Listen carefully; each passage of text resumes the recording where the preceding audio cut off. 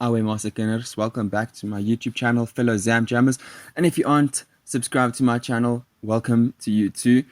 This video is going to give you 5 tips to stay sane during the 21-day lockdown, and also give you some really helpful advice as to how to learn something new by the end of this 21-day cycle. So let's jump into it.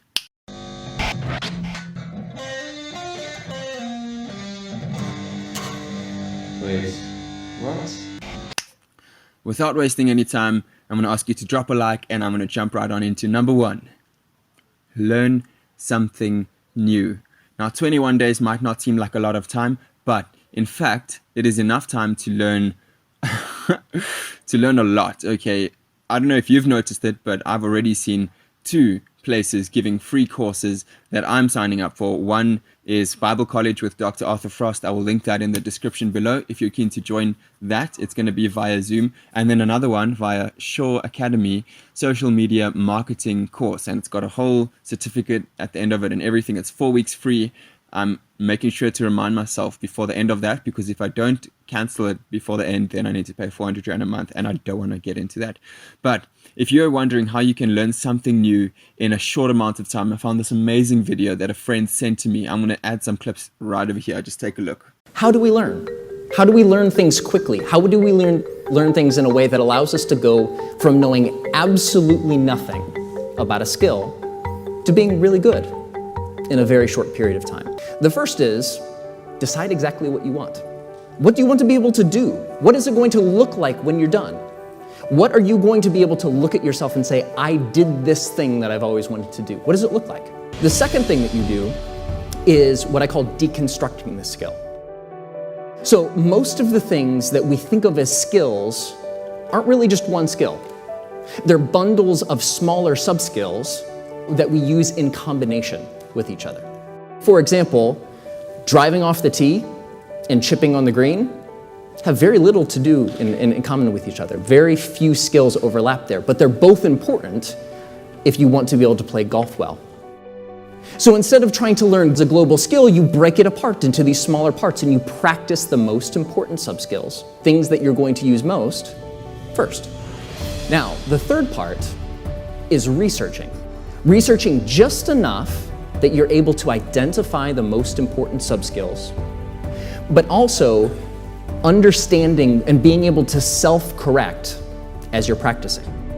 Go out and find 3 to 5 books, courses, DVDs, trainers, people or resources that can help you do that initial deconstruction. Now the trick is, don't allow that research to become a form of procrastination. The fourth part is removing barriers to practice, making it easy to sit down and actually do the thing you want to get better at. And fifth, and very importantly, pre-commit to at least 20 hours of focused, deliberate practice before you begin. That was super cool, hey? So find out what it is that you can learn in the next few weeks and get to it. Number 2, make a list of people, family and friends, who you can maintain contact with. The fact is, you're not the only one who's alone in this shutdown. And even if you are living with some family, now is a great opportunity to reach out to people, to build relationships, because there might be people on the other side of the line who are feeling isolated, who don't have the same relational contact that they normally have. I've done it. I've made a list of family members and friend members, and I call one family and one friend member a day. And I'm starting it now during this cycle, this 21-day cycle, but I'm planning to carry on after that, just because it's a good habit to build relationship with your family and your friends. Number 3, don't fall into bad sleep and eating routines. It's so easy. I know already, like my first day at home, I was like, yes, sleeping in late. Then you want to go to bed later. Then you want to wake up later. And when you get bored, there's nothing to do. I mean, sleep is an easy option. Being bored is also something really inducive to make you want to eat more. Be careful of that. Set aside a good sleep and eating routine and then stick to that. It'll help you a lot, and you won't feel bad for the amount that you're sleeping or eating, but rather you'll feel good because you're sticking to a routine. Number 4, also routine: shower, shave, make your bed, and remember to put pants on. I really wanted to just not do pants this morning. I was not wearing pants when I wrote this, but I thought I would scare anyone, the landlords who stay here if they saw me in my holy underpants. So I did the other things. But seriously though, it does something good for your brain when you establish fundamental routines like making your bed. You get your brain ready for that. I mean, I'm sure you've heard it where people say the successful people in life make their beds in the morning. So I think that's 100% true, but I do believe that it does activate something in your brain. Also, caring about your presentability, the way you come, like, just what's that word, guys? I think it's your presentability.